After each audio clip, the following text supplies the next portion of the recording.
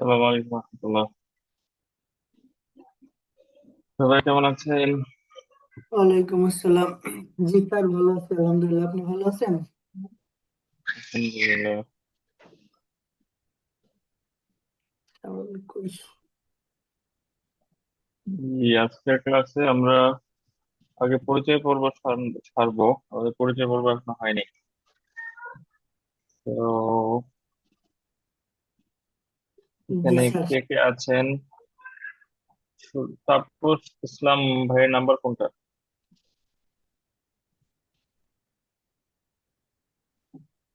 Hello,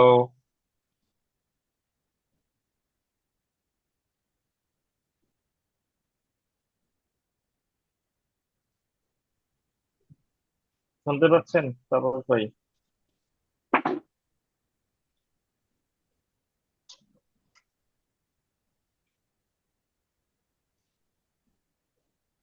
আমরা শুনতে পাচ্ছি না, মেবি আপনি কিছু বলছেন কিনা জানি না, শুনতে পাচ্ছি না।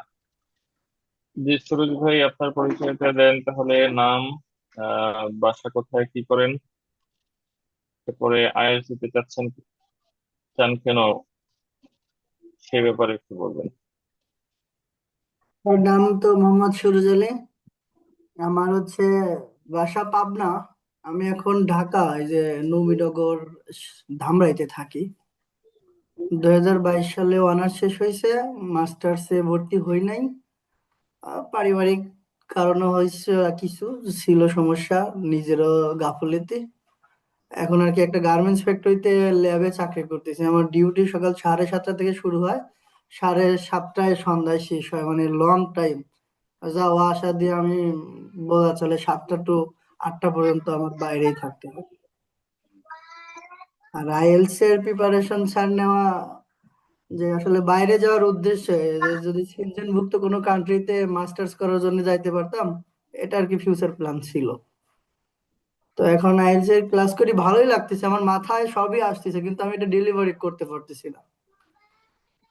আর আমি সময়ও একটু কম দিতে পারতেছি। আপনি সময় দেওয়ার কথা বলছেন, আসলে সারাদিন কাজ কাম করে আসি, নিজেকে যে একটু সময় দেব নিজেকে প্রিপেয়ার করার জন্য, এটাই আমার আসলে হচ্ছে না।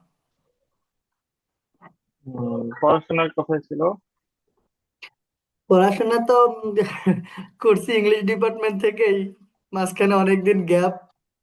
না, খালি পড়াশোনা করছি, মুখস্থ করে করে পরীক্ষা দিয়ে পাশ করেছি। এই হচ্ছে অবস্থা স্যার। মানে কোথা থেকে? Pabna Edward College. আচ্ছা। Pabna Edward College. আমার বাসা হচ্ছে আতাইকুলা থানা। জি, ঠিক আছে সুরেশ ভাই, তাহলে সময় বের করতে হবে আর কি, এটা তো আর কোনো সমাধান নাই। আমি স্যার পড়াশোনা মাঝখানে করতে হবে আর কি। চিন্তা করছিলাম যে চাকরি টাকরি ছাড়ি দিয়ে আপনাদের যে ডে কেয়ার আছে, আমার বন্ধু এখানে আর কি থাকে, মানে ই করে, আইএলটিএস এর কোর্স করতেছে, নাম তামিম। তো দেখলাম যে আসলে বিয়ে শাদীও করে ফেলছি, চাকরি ছাড়ি দিলে দুইটা একসাথে কুলাতে পারবো কিনা, এই জন্য আর ছাড়ি নাই। ভাবলাম যে টেক্সট ওয়ার্কে আর কি অনলাইনেই করি। যদি এটা পসিবল না হয়, তাহলে ডিরেক্ট আমি সরাসরি মিরপুর শাখায় চলে যাব, এরকম সিদ্ধান্ত আর কি বিকল্প অপশন 2 হিসাবে রাখছি। আপনার ইংলিশের এমনি চর্চা কিরকম? ইংরেজির ভিডিও দেখেন কোনো? হ্যাঁ, ইংলিশের ভিডিও দেখি। আমার সামনে কেউ ইংলিশে কথা বললে আমি মোটামুটি বুঝি, অনেকটুকুই বুঝি। আর ইংলিশে কার্টুন বেশি দেখি, স্টোরি বেশি দেখি। আবার আমি পেপার পত্রিকা সব পড়লে বুঝি হে এই কথাটা বলছে, কিন্তু আমি যে ডেলিভার করব আমার মুখ দিয়ে ইংলিশ বের হয় না, এটাই আমার বেশি দুর্বলতা স্যার। সেটা বের না হলে তাহলে আইএলটিএস হবে কিভাবে বলেন? আমি মানে বলবো যে আমার আসলে প্র্যাকটিসের অভাব। আইএলটিএস এ কিন্তু আপনাকে ইংরেজি বলানো মানে শেখানো হবে না আর কি। বা কিভাবে লিখতে হবে ইংরেজি, এটা শেখানো হবে না। বুঝতে পারছেন? আইএলটিএস এ আপনাকে আইএলটিএস এর কোশ্চেন কি টাইপ, এখানে কোন কোশ্চেনের অ্যান্সারে কি ধরনের কিছু লিখতে হয়, কি কি ভালো ভালো ফ্রেজ ইউজ করা যায়, এই জিনিসগুলো শেখানো হবে।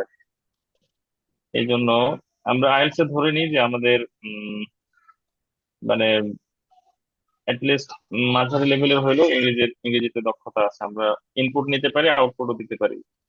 কারণ চারটা মডিউল তো, দুইটা হচ্ছে ইনপুটের ইনপুটের লিসনিং আর রিডিং, আর দুইটা হচ্ছে আউটপুটের রাইটিং আর স্পিকিং। তো আমাদের চারটাতেই মোটামুটি কিছুটা হলেও দক্ষতা থাকতে হবে আর কি।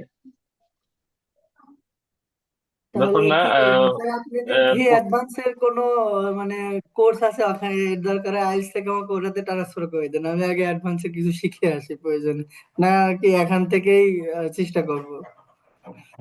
এখানে দুইটা হতে পারে। এক হচ্ছে যে আমি যেটা বলি আর কি, যে উম, আমি আইএলটিএস সম্পর্কে জানাশোনা ইউনিভার্সিটির থার্ড ইয়ার বা সেকেন্ড ইয়ার থেকে, বাট এর আগে ইংলিশ টুকটাক আমরা শিখতাম। কিন্তু এরপর থেকে কিন্তু আমরা দীর্ঘদিন ইংরেজির পিছনে সময় দিচ্ছি, দেন ফাইনালি পরীক্ষা দিচ্ছি আরো ধরেন 1-2 বছর পরে। হুম। তো দুইটাই হতে পারে, একটা হচ্ছে আপনি ইংরেজি প্রপারলি শিখে দেন আইএলটিএস করতে চাইতে পারেন, আবার একটা হচ্ছে যে না, আমি যতটুকু পারি সেটুকু দিয়ে আমি কোর্সটা করি, কমপ্লিট করি। আমার যতটুকু আছে, যেমন আপনি 2টা পড়ালেখা ট্রাই করছেন, ভেরি গুড। এরকম যতটুকু পারেন ততটুকু দিয়ে আপনি কন্টিনিউ করেন। কোর্সটা শেষে আপনার একটা আইডিয়া চলে আসবে যে ওকে, আমার কি লেভেলের জিনিসপত্র, মানে অ্যাটলিস্ট কোন লেভেলে যেতে হবে। দেন আপনাকে আরো কিছুদিন সময় নিজে নিজে ব্যয় করতে হবে স্কিল ডেভেলপমেন্টের জন্য।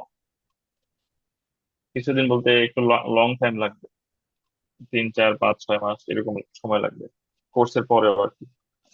জি জি। তো দুইটাই হতে পারে। আমার মনে হয় আপনি যেহেতু ভর্তি হয়ে গেছেন, তো কোর্সটা কন্টিনিউ করতে পারেন, শেষ করে দেন আর একটু সময় নেবেন আর কি। তাড়াহুড়ো করবেন না যে ওকে আমাকে এই বছরে যেতে হবে বা 2 মাসে পরীক্ষা দিতে হবে। এটা অনেক সময় ভুল স্ট্র্যাটেজি হয়ে যায় আর কি অনেকের জন্য। একটু সময় লাগবে, একটু স্যার সময় একটা লাগবে। প্রশ্ন ছিল, আমার যেহেতু অনার্স 2022-এ শেষ হয়েছে, আমার যদি স্টাডি গ্যাপ অনেক হয়ে যায়, তো এটা কি বাইরে মাস্টার্স এ করতে পারবো, মানে ইউরোপে যাইতে পারবো আর কি? নর্মালি করতে পারবেন, বাট স্পেসিফিক কেসে ওটা স্পেসিফিক ইনফরমেশন চেক করে দেখতে হবে আর কি। ও, এই হচ্ছে ঠিক আছে ব্যাপার। স্যার। বাইরে তো যাওয়া লাগবে এমন তো না, ইংলিশ ভালো জানলে বাংলাদেশেও তো অনেক চাকরি করে খাওয়া যাবে। স্টাডি গ্যাপ অতটা ব্যাপার না, আপনি যদি ঠিক মতো উপস্থাপন করতে পারেন তাহলে ব্যাপার না। আমার স্টাডি গ্যাপ ছিল অনেকদিন, আহ, যদিও আমি ইউরোপে নেই, বাট এটা পসিবল।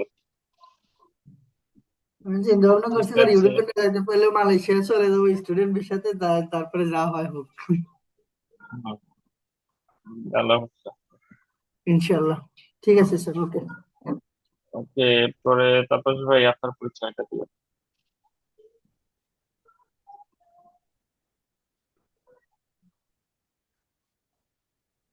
তাপস ভাই লিভ নিয়েছে মেবি। আমাদের গ্রুপে আরো দু একজন থাকলে মানে স্টাডি করে আর একটু মজা হতো, একটু কম হয়ে গেছে। এই যে জয়েন করছিলেন আরেকজনকে যেন, শাওমি নাম্বার অ্যাড, কি বলে, আইডি থেকে এখন লিভ নিচ্ছেন, তাই না? জয়েন ওকে, করেন আমরা ওখানে। একটু দেখি। দ্য পিকচার ইলাস্ট্রেট, আচ্ছা ইলাস্ট্রেটস হবে তাই না? পিকচার তো সিঙ্গেল নাম্বার, তাহলে থার্ড পার্সন সিঙ্গুলারের পরে এস বা ইএস যোগ হয় তাই না? Illustrates. How much a UK school spends on different running running cost in 3 years. Running এর স্পেলিং তো ডাবল এন হওয়ার কথা তাই না? ও হ্যাঁ, মিসিং হয়েছে। রানিং কস্ট মানে কি? মানে 3 বছর ধরে একটা কস্ট চলছে এরকম বুঝাইছি। সেরকম কিছু তো নাই। কস্ট, 3 বছরের কস্ট, রানিং কস্ট বলে তেমন কিছু নাই। তার মানে রানিংটা ইন 3 ইয়ার্স, বাদ দিলে on different cost in 3 years এত এত এত এত। এত ইয়ে। লাভ কলম দাও তো আমার। এরপরে স্পেন্ডের এসটা বড় হাতের হয়ে গেছে, এটা ছোট হাতে করতে হবে। এরপর আমরা বলছিলাম ওভারভিউ, প্যারাগ্রাফটা ওভারঅল ওয়ার্ডটা দিয়ে স্টার্ট করবেন, ও তো সেটা আচ্ছা করেন না আচ্ছা, এখানে। ওভারঅল আমি in all 3 years, greatest expense, এটা হচ্ছে সুপারলেটিভ ডিগ্রি তাই না? গ্রেট, গ্রেটার, গ্রেটেস্ট, গ্রেটেস্ট, জি গুড, বেটার, সুপারলেটিভ। বেস্ট, সকল বেস্ট। সুপারলেটিভ ডিগ্রির আগে দা বসবে। দা বসবে। Yes, in all 3 years, all the 3 years বলে বেটার হয়, the greatest expense on salaries, um ভাই, এই এই সেন্টেন্স, এইটা কি সেন্টেন্স হয়েছে কিনা বলেন তো, প্রথম লাইনটা। The greatest expense on salary, না সেন্টেন্স হয় নাই। কারণ কি? সেন্টেন্স ভার্ব নাই, তাই না? ইনকমপ্লিট রয়েছে, ভার্ব নাই, এই সেন্টেন্সে কোনো হ্যাঁ, হ্যাঁ। ভার্বই দেই নাই। জি। তাহলে আমাদের লিখতে হবে the greatest expense was, least was লিখতে হবে, অথবা লিখতে হবে ইজ, ওয়াজ ইজ দেওয়া স্পেন্ট যাবে না, অন, এটা ওয়াজই দিতে হবে যেহেতু ফিউচারের পাঁচটা আর কি। পাস্ট টেন্স, সরি তাহলে ফিউচার। ওয়াজ অথবা ওয়াজ স্পেন্ট অন স্যালারিজ এরকম। But other worker salaries saw a fall from, oh no no no, আমরা বলছি কি যে ওভারভিউ যখন আমরা লিখবো তখন আমরা এরকম ডেটা দিব না, এটা আমরা দিব ডিটেইল প্যারাগ্রাফে। মনে আছে আমাদের চারটা paragraph: introduction, overview, detail one, detail two. Details. তাহলে ওভারভিউতে আমরা তো ডেটা দিব না, তো এটা ওভারভিউ হওয়ার কথা, ওভারভিউতে ডেটা চলে আসছে, এটা না হলে ভালো। আদার ওয়ার্কের salary so a fall from এত ইন এত টু অনলি এত অফ স্পেন্ডিং ইন এত। ওকে, ঠিক আছে। তাহলে কঠিন ভাবে না দেখে আমরা যে লেকচার শিট গুলোতে যেভাবে স্ট্রাকচারটা লেখা আছে অ্যাটলিস্ট ওইটা ফলো করে আপনি কিছু লাইন লেখার ট্রাই করবেন, তাহলে দেখবেন যে কিছুটা চলে আসছে।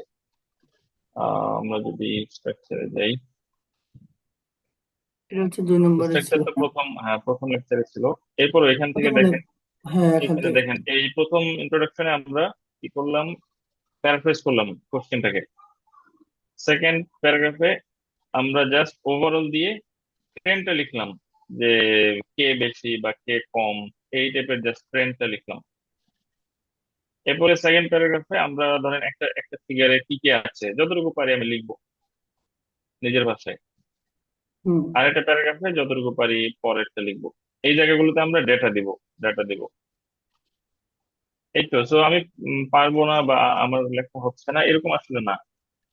আম, তবে হচ্ছে আমি মানে আমার পারবেন। ভাষাতে মানে ইজি ওয়ার্ড ইউজ করে আমি একটু লিখতে পারবো, কিন্তু আমি ওই যে হ্যাঁ, আইএলটিএস এর যে ওয়ার্ড গুলো ব্যবহার করতে বলছেন আমি ওইগুলো ওইটা ব্যবহার পরে। করতে হিমশিম খাচ্ছি। হ্যাঁ, ওইটা পরে, ওইটা পরে, আগে স্ট্রাকচারটা তাহলে আমি হচ্ছে আমার বুঝে আপনি নর্মাল, নিজের ভাষায় আমি লিখেন। জি জি ঠিক আছে স্যার, আমি নিজের হ্যাঁ, মতন করে সামনের দিন তাহলে আর একটু স্ট্রাকচারটা বেশি। বোঝার ট্রাই করবেন আর কি, স্ট্রাকচার অনুযায়ী আমার লেখাগুলো প্রপার হচ্ছে কিনা। তো আমি যদি সহজ ভাষায় মোটামুটি এই তথ্যগুলো বুঝাই বলতে পারি তাহলে তো হইলো।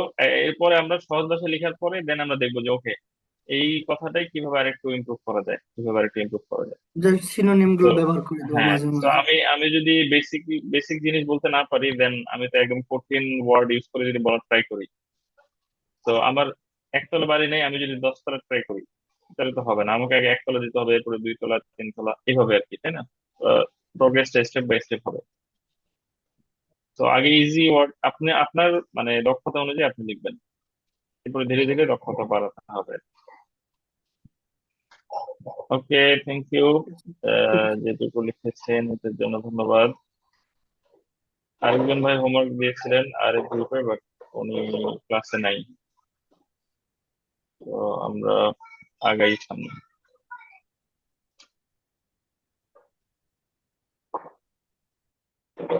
আহ মিনহাজ ভাই, আপনার যদি ক্লাসে জয়েন হতে প্রবলেম হয় আমাকে জানাবেন পার্সোনালি।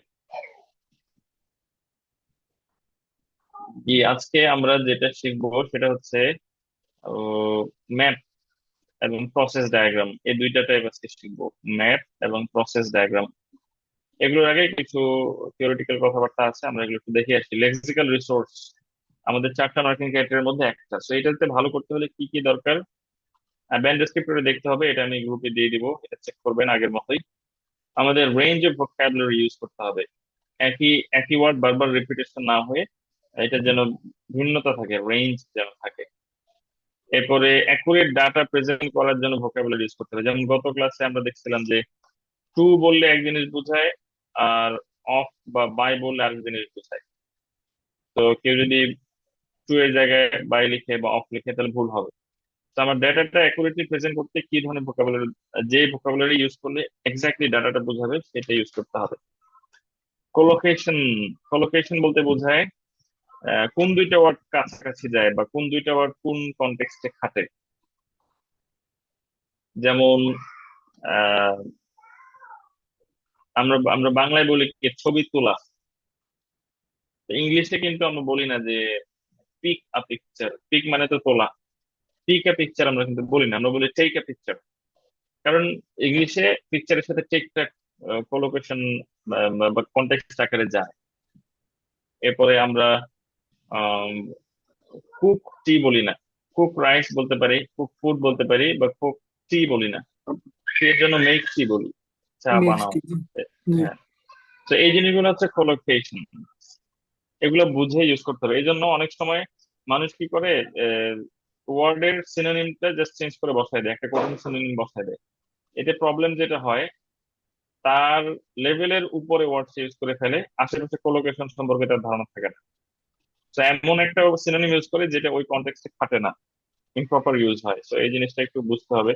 এটা বোঝার উপায় হচ্ছে বেশি বেশি করে ইংরেজি চর্চা করা, নেটিভ স্পিকারদের ভিডিও শোনা এবং তাদের লেখাগুলো পড়া। পড়তে পড়তে পড়তে পড়তে ওভারঅল একটা ধারণা চলে আসবে যে ওকে, কোন ওয়ার্ডটা কোন কন্টেক্সটে আসলে যায়। এরপর স্পেসিফিক যদি কোনো ওয়ার্ড নিয়ে কনফিউশন আছে, দেন আমরা ওটা সার্চ করবো। আমাদের চ্যাট জিপিটি আছে বা গুগল আছে, এগুলোতে সার্চ দিয়ে একটু রিসার্চ করলেই ধারণাগুলো আরো ক্লিয়ার হবে। স্পেলিং মিস্টেক সম্পর্কে একটু সতর্ক থাকতে হবে, একটা দুইটা হতে পারে, সেটা স্লিপ আকারে, বা যদি খুব বেশি হয় তাহলে এটা একটা প্রবলেম আসলে। আর ইনফর্মাল ল্যাঙ্গুয়েজ ইউজ না করা, একটু ফর্মাল ভাবে থাকা, মানে ফর্মাল স্টাইলে লেখা আর কি, রং ওয়ার্ডস ইনফর্মাল ল্যাঙ্গুয়েজ এগুলো যেন আমরা ইউজ না করি।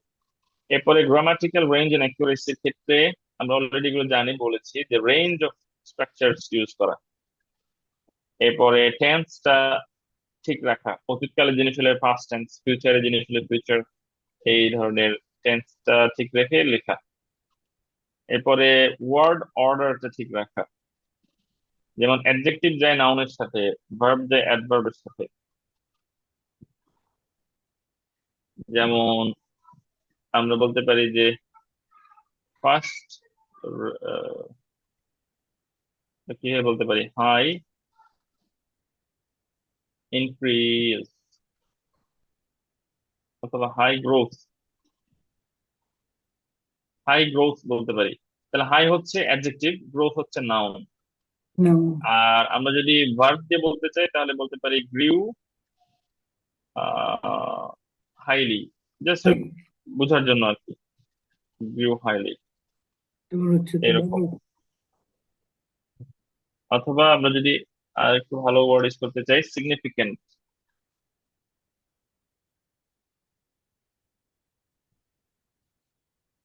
সিগনিফিকেন্টলি, আর এটা হচ্ছে সিগনিফিকেন্ট গ্রোথ।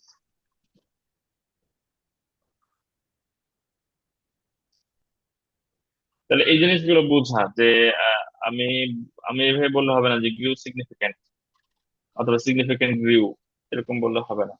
তাহলে উল্লেখযোগ্য বৃদ্ধি হয়েছে, আর বেড়েছে উল্লেখযোগ্য ভাবে। অ্যাডজেক্টিভটা যায় নাউনের সাথে, ভার্বটা যায় অ্যাডভার্বের সাথে, এই জিনিসগুলো একটু বুঝে লেখা। মিস্টেক অ্যাভয়েড করা, পাংচুয়েশন, কমা, কমার ইউজটা বিশেষভাবে একটু খেয়াল রাখা। এগুলো আমরা ধীরে ধীরে লিখতে যে আরো বিস্তারিত শিখবো। রেঞ্জ অফ সেন্টেন্স স্ট্রাকচারের ক্ষেত্রে এখানে মনে রাখতে হবে যে কমপ্লেক্স সেন্টেন্স তো তিন রকমের আছে, simple, complex simple, and complex, compound. Compound. So complex sentence আমাদের বেশি লেখার একটু ট্রাই করতে হবে। নর্মালি আমরা সিম্পল লিখে লিখে অভ্যস্ত, সিম্পল বলে বলে অভ্যস্ত, বাট আইএলটিএস এ আমরা একটু মিক্সচার করার ট্রাই করবো, কমপ্লেক্স এন্ড কম্পাউন্ড মিক্সচার করার ট্রাই করবো। এর মধ্যে কমপ্লেক্সটা একটু বেশি প্রাধান্য দেব। সো আমার একটা প্যারাগ্রাফে যেন অ্যাটলিস্ট একটা দুইটা কমপ্লেক্স সেন্টেন্স থাকে অ্যাটলিস্ট। এমন যদি একটা প্যারাগ্রাফ থাকে যেখানে একটা কমপ্লেক্স সেন্টেন্স নাই, এটা একটু খারাপ দেখায়। তো এই জিনিসগুলো একটু ভেরিয়েশন আনার ট্রাই করবো আমরা। মাঝে মাঝে ভয়েস চেঞ্জ করবো, অ্যাক্টিভ ভয়েসে আছে সেটাকে প্যাসিভ, বা কয়েকটা প্যাসিভ লিখলাম লিখলাম এরপর অ্যাক্টিভ, এভাবে একটু মিক্সচার করে লেখা হতো। আর লিঙ্কিং ওয়ার্ডস আমরা গতদিন পড়েছিলাম, কোহেরেন্স এন্ড কোহেশন। ওখানে আমরা বলেছিলাম যে ডিফারেন্ট লিঙ্কিং ওয়ার্ডস ইউজ করা। তো চলেন, লিঙ্কিং ওয়ার্ডস আমরা অলরেডি অনেকগুলো শিখেছি, আজকে আরো কিছু আমরা একটু দেখার ট্রাই করবো। তাহলে ওভার ইউজ করা যাবে না, আবার ইনকারেক্টলি ইউজ করা যাবে না, মানে ভুল জায়গায় ভুল মিনিং দেয় এই ধরনের লিঙ্কিং ওয়ার্ডস ইউজ করা যাবে না। যেমন আমরা জানি যে হাউএভার, গত ক্লাসে বলেছিলাম হাউএভার এটা বিপরীত ধর্মী কথা বোঝায়। আপনি যদি এডিশন বা মোর ওভার এই জায়গায় হাউ এভার ইউজ করে দেন তাহলে ভুল হবে। এই জিনিসগুলো একটু খেয়াল রাখা। আরেকটা ব্যাপার আছে, লিঙ্কিং ওয়ার্ডস আমরা সাধারণত সব সময় সেন্টেন্সের শুরুতে ইউজ করতে চাই। ওভারঅল দিয়ে কিছু একটা বললাম, আবার বললাম হাউএভার দিয়ে কিছু একটা, কিন্তু এখানে ভেরিয়েশন আনার সুযোগ আছে। এই লিঙ্কিং ওয়ার্ডস গুলো সেন্টেন্সের মাঝখানেও থাকতে পারে, লাস্টেও থাকতে পারে। যেমন হাউএভার হি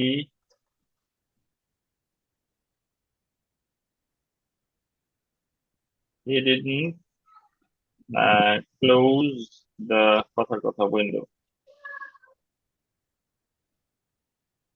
এটা একটা approach. However he didn't close the window, maybe কেউ তাকে অর্ডার করেছে উইন্ডোটা ক্লোজ করার, অথবা সে হয়তো বা দরজা বন্ধ করে দিয়েছে বাট জানালা বন্ধ করেনি। However he didn't close the window, he close the door, however he didn't close the window, কথার কথা। এইটাকে, সেম জিনিসটাকে আমরা এভাবে বলতে পারি, he however comma didn't close the window. তাহলে সাবজেক্টের পরে আমি লিঙ্কিং ভার্বটা নিয়ে আসলাম, এরপর লিঙ্কিং ওয়ার্ডটা নিয়ে আসলাম, এরপরে কমা দিয়ে বাকিটা লিখলাম। আবার এভাবেও লেখা যেতে পারে, he close the Didn't window close the window.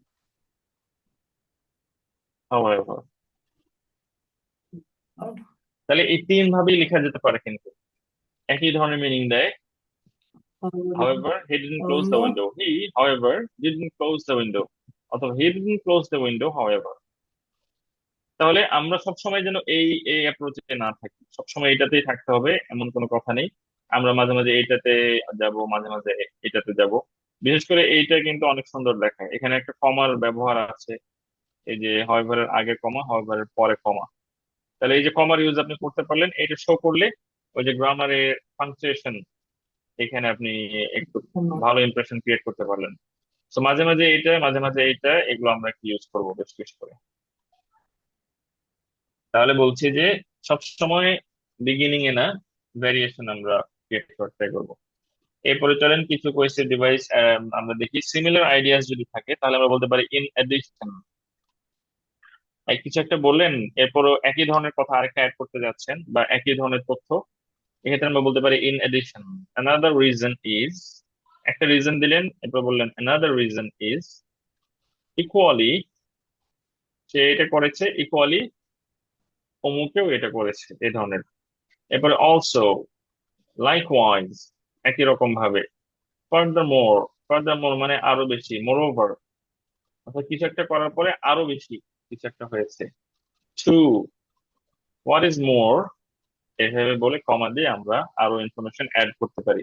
তাহলে সিমিলার আইডিয়াজ এর ক্ষেত্রে আমরা এই লিঙ্কিং ডিভাইস গুলো ইউজ করবো। কারণ এখানে আরেকটা বাদ গেছে, মোর ওভার। মোর ওভার কন্ট্রাস্টিং যদি হয়, বিপরীত ধর্মী যদি হয়, তাহলে in contrast. On the other hand, on the contrary, contrary, although, even though, এরপরে দো, এগুলো সবগুলো ইউজ করা যায়। Conversely, instead, however, while, while দিয়েও কন্ট্রাস্টিং আইডিয়া বোঝায়, while, WHILE। Really. Yeah,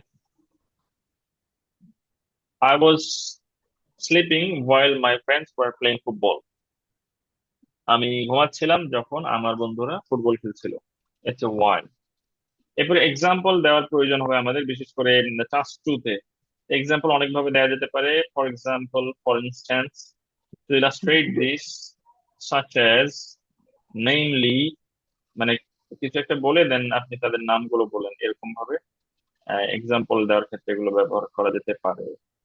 এরপরে কোনো কিছু রেজাল্ট যদি আপনি এক্সপ্লেন করতে চান, যে এই কাজটা করা হয়েছে, এর ফলে কিছু একটা হবে। So as a result, consequently, This. Consequently মানে কনসিকুয়েন্স আকারে এটার রেজাল্ট আর কি। ফর দিস রিজন, এই কারণে এটা হবে। দেয়ারফর, সুতরাং। দাস মানে এইভাবে এটা হচ্ছে। এরপরে সিকোয়েন্সিং, আজকে আমাদের এটা খুব বেশি লাগবে, সিকোয়েন্সিং। এক কোনো যদি আপনি প্রসেস বর্ণনা করতে যান যে একটার পর আরেকটা হচ্ছে, একটার পর আরেকটা হচ্ছে, সেই সকল ক্ষেত্রে আমরা শুধু মানে after that, after that, after that যদি বারবার এভাবে বলতে থাকি তাহলে মনোটোনাস হবে। আমাদের কাজ হচ্ছে ভেরিয়েশন নিয়ে আসা। তাহলে কি হতে পারে, শুরুতে আমরা ফার্স্টলি বলতে পারি, ফার্স্টলি, অথবা বলতে পারি to begin with, to begin with দিয়ে কমা দিয়ে আমরা শুরুর স্টেপটা বলতে পারি। এরপরে সেকেন্ডলি বলতে পারি, দেন বলতে পারি, নেক্সট বলতে পারি, আফটার দ্যাট বলতে পারি, ফলোইং দিস বলতে পারি যে এটার পরে এটা হচ্ছে, সাবসিকুয়েন্টলি মানে পরবর্তীতে, এটার পরে নেক্সট বোঝাচ্ছে, ফাইনালি সর্বশেষে আমরা বলতে পারি ফাইনালি, অথবা লাস্টলি, ফাইনালি লাস্টলি। এগুলো সিকোয়েন্সিং এর ক্ষেত্রে আমাদের কাজে লাগবে। এক্সপ্লানেশন, কোনো কিছুর ব্যাখ্যা বা কারণ দর্শাতে আমরা এগুলো ব্যবহার করতে পারি। ওয়িং টু, ওয়িং টু মানে এইটার ফলশ্রুতিতে, এটার কারণে আসলে। এরপরে ডিউ টু, এটার কারণে, বিকজ অফ, একই জিনিস এগুলো। এরপরে যদি আমরা কোনো সিদ্ধান্তে পৌঁছাতে চাই, কনক্লুশনে পৌঁছাতে চাই, সেক্ষেত্রে বা কনক্লুশন রিপ্রেজেন্ট করতে চাই, সেক্ষেত্রে আমরা বলতে পারি টু সাম আপ, মানে সবকিছু বলার পরে একটা সামারি করতেছি, টু সাম আপ। এভাবে বলতে পারি ইন কনক্লুশন, ইন সামারি, এই ধরনের ওয়ার্ড গুলো ইউজ করা যেতে পারে। In to sum up, in conclusion, in summary, all in all, এগুলো ব্যবহার করা যেতে পারে। অপিনিয়ন দেওয়ার ক্ষেত্রে, অপিনিয়ন দেওয়ার ক্ষেত্রে আমরা বলতে পারি in my opinion, in my mind, it seems to me that, আমার কাছে মনে হয় যে, আই থিঙ্ক দ্যাট, আমি মনে করি যে। এই হচ্ছে অপিনিয়ন দেওয়ার স্টাইল। আরো অনেক কিছু হতে পারে, এখানে জাস্ট কয়েকটা দেওয়া আছে। আপনি যদি কোনো কিছুকে অন্য ভাষায় আবার বলতে চান, reformulation, in other words, this is to say, এইভাবে বলা যেতে পারে, রাদার। এরপরে ইন আদার টার্মস, এরকম। তাহলে বলতে পারেন যে আজকে ওয়েদারটা খুবই ঠান্ডা, ওয়েদার, এতদিনের সবচেয়ে ঠান্ডা ওয়েদার আজকে। এ হচ্ছে কথা আর কি। তো আপনি প্রথমে বললেন যে ওয়েদারটা ঠান্ডা, এরপরে ওইটাকে আরো ইন্টেন্সিফাই করতে যাচ্ছেন যে বরং আমি বলবো যে এতদিন পর্যন্ত যতদিন গেছে সবচেয়ে বেশি ঠান্ডা আজকে। এই হচ্ছে এই এই জিনিসগুলো এই কাজে লাগবে আর কি। In other words, this is to say, rather, in other terms, এভাবে। কোনো কিছু যদি হাইলাইট করতে চাই, বিশেষভাবে যদি বলতে চাই, তাহলে particularly, in particular, specially, mainly, above all, এভাবে আমরা হাইলাইট করতে পারি। এরপরে যদি বক্তব্যের মোড় ঘোরাতে চাই, তাহলে আমরা বলতে পারি turning to, with regard to. তাহলে কোন একটা বিষয় বলছিলেন, আব্দুর রহিমকে নিয়ে বিষয় বলছিলেন, এরপরে আব্দুল করিমকে নিয়ে বলা স্টার্ট করতে যাচ্ছেন, তখন বলবেন যে turning to mister Karim, comma দিয়ে দেন বাকিটা বললেন, অথবা with regard to mister Karim, এভাবে। As far as Karim is concerned, as far as X is concerned, এইভাবে বক্তব্যের মোড চেঞ্জ করা যেতে পারে।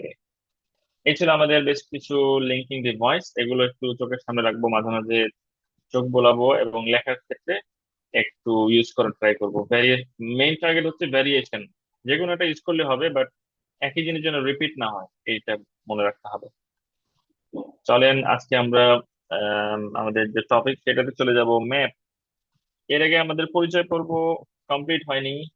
Xiaomi 2312 4RN871, নো এল, এই আইডি থেকে কে আছেন একটু পরিচয় দেবেন please.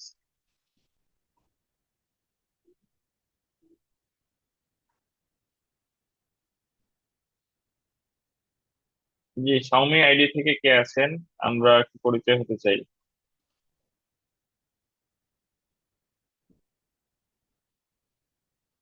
Please unmute yourself and আপনার নাম বলেন, কোত্থেকে, কি করছেন, কি করছেন, এবং আইএলটিএস কেন দিতে চান, এই বিষয়গুলো আমরা একটু শুনতে চাই।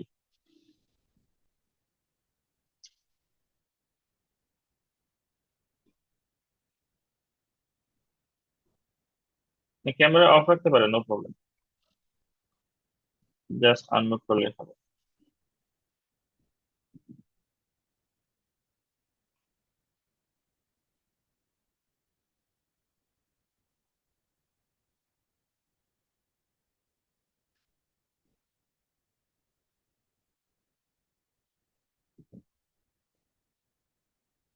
আচ্ছা, মেবি কোনো টেকনিক্যাল প্রবলেম হচ্ছে, আমরা সামনে যাই।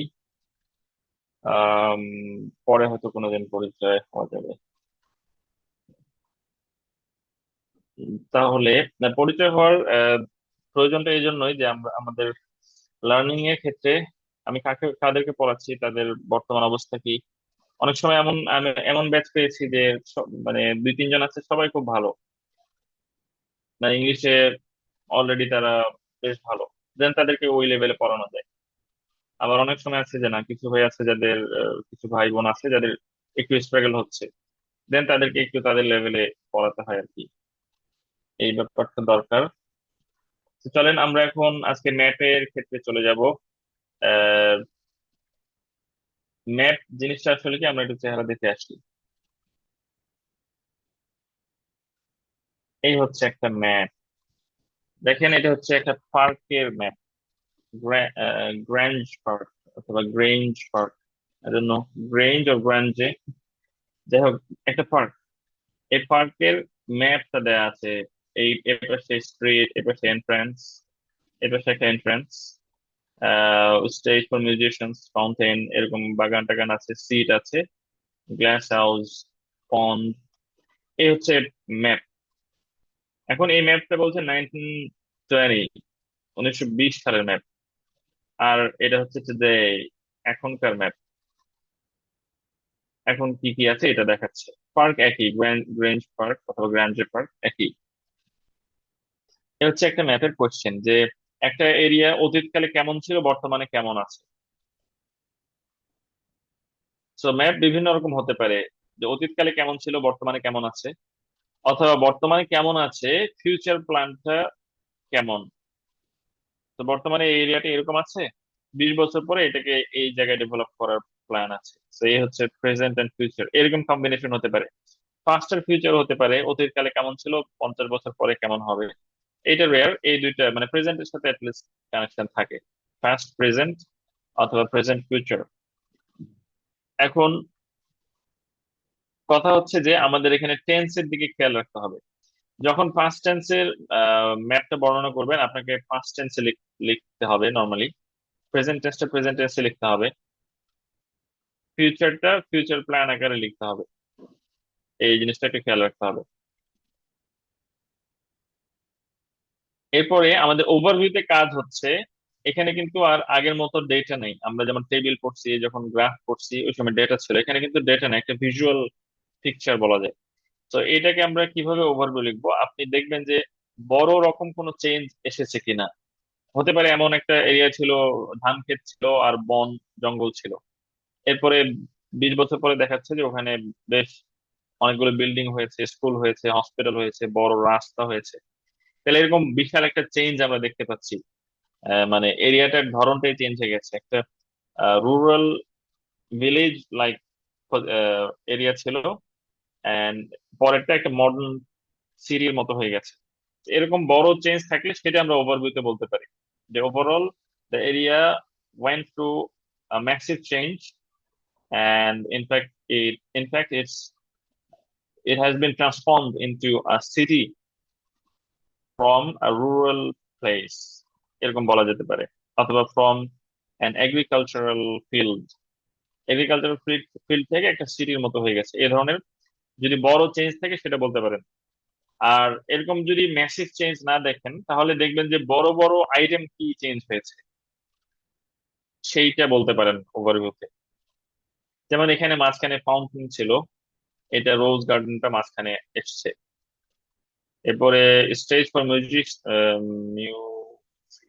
মিউজিশিয়ানস, এটা হয়ে গেছে এমপি থিয়েটার ফর কনসার্টস। এই চেঞ্জ গুলো আমরা ওভারভিউতে বলতে পারি। এরপরে আমাদের কাজ হচ্ছে, নেক্সট আমাদের কাজ হচ্ছে দুইটা ভাগে ভাগ করে না আমাদের, two details one and details two এর জন্য। সেই ভাগটা দুই ভাবে হতে পারে। প্রথম বিষয় হচ্ছে যে আগে কেমন ছিল, অর্থাৎ প্রথম পিকচারটা ডিটেলস ওয়ানে আর সেকেন্ড পিকচারটা ডিটেলস টু তে। এটা স্ট্রেট ফরওয়ার্ড একটা অ্যাপ্রোচ বা স্ট্র্যাটেজি হতে পারে। এর বাইরে আপনি দেখতে পারেন যে যদি দেখা যায় যে আইটেম গুলোকে ভাগ করা যাচ্ছে একদম ডিস্টিংক্টিভলি, যে কিছু আছে রাস্তা, কি বলে, মাঠঘাট, গাছপালা, এই ধরনের এরিয়া, আর কিছু আছে ঘর বাড়ির এরিয়া। তো আপনি চাইলে এই মাঠ ঘাট গুলোকে একটা প্যারাগ্রাফে আর ঘর বাড়িগুলোকে আরেকটা প্যারাগ্রাফে দিতে পারেন, অর্থাৎ ন্যাচারাল সাইডটা একটা প্যারাগ্রাফে আর ম্যান মেড সাইডটা আরেকটা প্যারাগ্রাফে নিতে পারেন। যদি এরকম ক্লিয়ারলি ভাগ করা না যায়, দেন এই স্ট্রেট ফরওয়ার্ড ওয়েতে আগাইলে কোনো সমস্যা নেই, প্রথম প্যারাটা এইটাতে, সেকেন্ড প্যারাটা এটাতে, সরি সেকেন্ড পিকচারটা। এরপরে ম্যাপ ডিসক্রাইবের জন্য কিছু ভোকাবুলারি দরকার হয়, আমরা চলেন একটু চট করে দেখে নিই।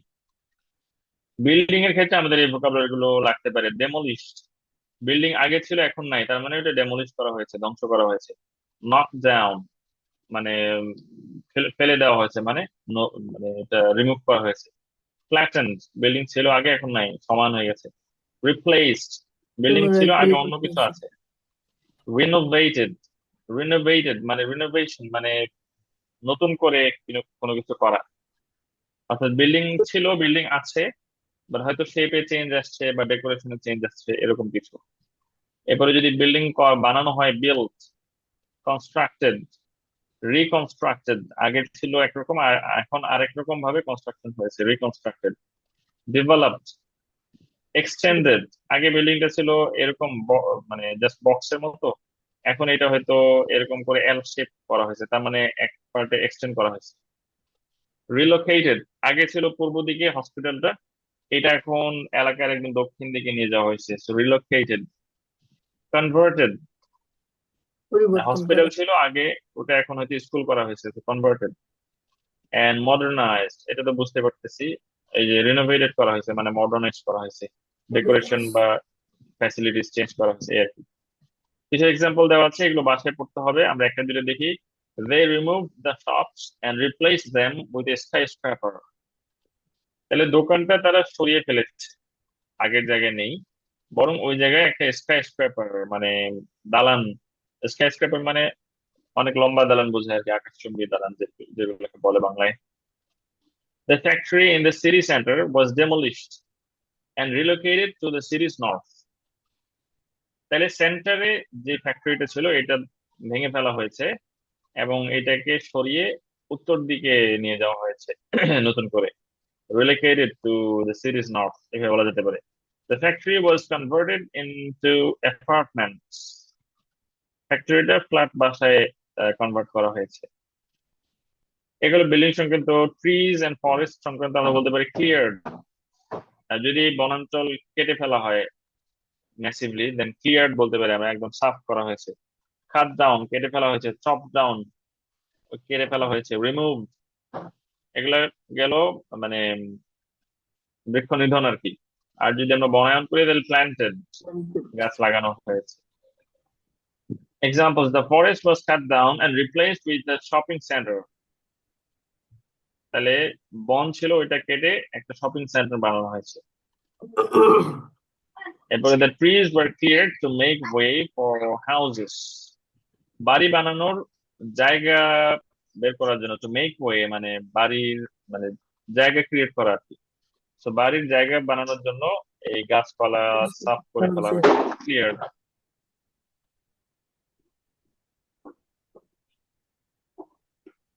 এরপরে roads, bridges and railway lines এর ক্ষেত্রে আমরা বলতে পারি কনস্ট্রাক্টেড, বিল্ট, গঠন করা, এক্সটেন্ডেড, তৈরি করা হয়েছে।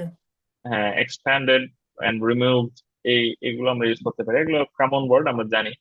The main road was extended and a new bridge was built over the river. তাহলে নতুন রোডটা বাড়ানো হয়েছে আর একটা ব্রিজ করা হয়েছে রিভারের উপরে। এই গেল আমাদের কিছু ভোকাবুলারি। আরো আছে, কোনো ফ্যাসিলিটিস থাকলে আমরা বলতে পারি লেজার ফ্যাসিলিটিস মানে অবকাশ যাপন কেন্দ্র আর কি। ওপেন, সেট আপ, ডেভেলপ, এভাবে বলা যেতে পারে। আর skate park was set up next to the swimming pool, swimming পুলের পাশে একটা স্কেটিং এর পার্ক বানানো হয়েছে।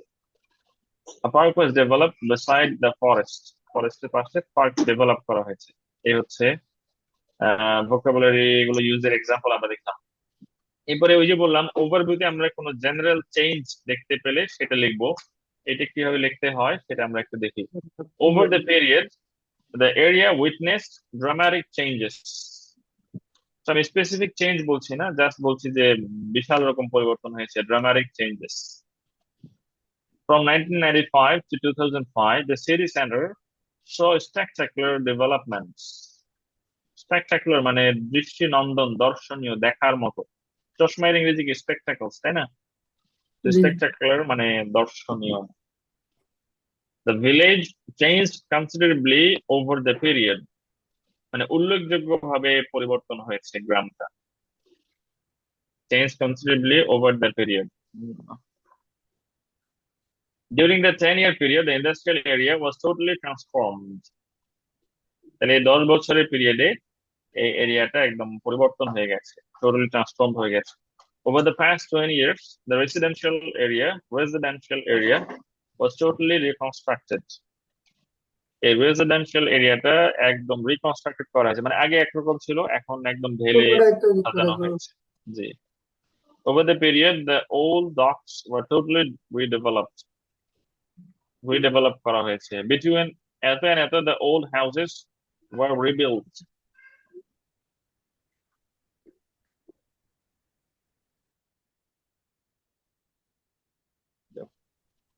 নষ্ট করি না। The central business district was completely modernized during the period. এই সময়ে completely modernized, আধুনিকায়ন করা হয়েছে। এরপরে লোকেশন আমাদের প্রয়োজন হতে পারে, বিকজ একটা ম্যাপ যখন আপনি ডিসক্রাইব করবেন, আপনাকে কিন্তু বাম, ডান, উত্তর, দক্ষিণ এগুলো বলতে হবে। অমুকের বামে এটা আছে, অমুকের দক্ষিণে এটা আছে, এই লোকেশন গুলো বলতে হবে। সেগুলো আমরা আবার জানি, to the left, to the right, এগুলো আমরা বলতে পারি। বাট আমরা যদি একদম ডিরেকশনের নাম ধরে বলি তাহলে আরো আরো ভালো, north, south, east, north, west, south, এভাবে। East and west. এরপরে কর্নার গুলো আছে, north eastern corner, south eastern corner, north western, south western, এইভাবেও আমরা ইউজ করতে পারি। The forest to the south of the river was cut down. তাহলে রিভারের দক্ষিণে, to the south of the river, to the south, রিভারের দক্ষিণে এটা কেটে ফেলা হয়েছে। হয়েছে। The houses in the southeast of the town were demolished. In the southeast of the town, টাউনের দক্ষিণ পশ্চিম, the airport in the city center was relocated to the northeast of the river. তাহলে নদীর উত্তর পূর্ব দিকে। The school to the southeast was knocked down, and a new one was built to the east of the forest. এই হচ্ছে আমাদের direction গুলো বলার উপায়, টু দ্য সাউথ ইস্ট। তাহলে যদি আমরা জাস্ট বুঝাই যে এইটার দক্ষিণ দিকে, তাহলে to, to the north, to the south, to the south east. আর যদি আমরা বলি যে এই এরিয়াটার দক্ষিণ পাশটাতে, তখন আমরা বলতে পারি ইন দ্য সাউথ ইস্ট। তখন in the south east of the town, মানে এই শহরের মধ্যে এই অমুক পাশটাতে আর কি। বাট যদি বলি যে গাছের দক্ষিণে, তো গাছের মধ্যে তো আর না, গাছ থেকে দক্ষিণ দিকে, তখন মানে দক্ষিণ তো এইদিকে, সো তখন হবে two the south. G G sir. But এটা তো শহরের মধ্যের এই এই পাশটা আমি বোঝাচ্ছি কথার কথা। দেন আমি বলবো যে in the south West of the town. আচ্ছা, এরপরে প্রিপোজিশনও এখানে ইউজ করতে হবে আমাদের বেশ কিছু, আমরা কয়েকটা এক্সাম্পল দেখি। Dramatic changes took place in the city center. City সেন্টারের মধ্যে ড্রামাটিক চেঞ্জ এসেছে। In. To the town south, তাহলে ওই যে বললাম সাউথ, ডিরেকশন টু দিয়ে ইউজ করা যেতে পারে। টু দ্য টাউন সাউথ, তাহলে শহরের দক্ষিণ দিকে is a golf course surrounded by trees.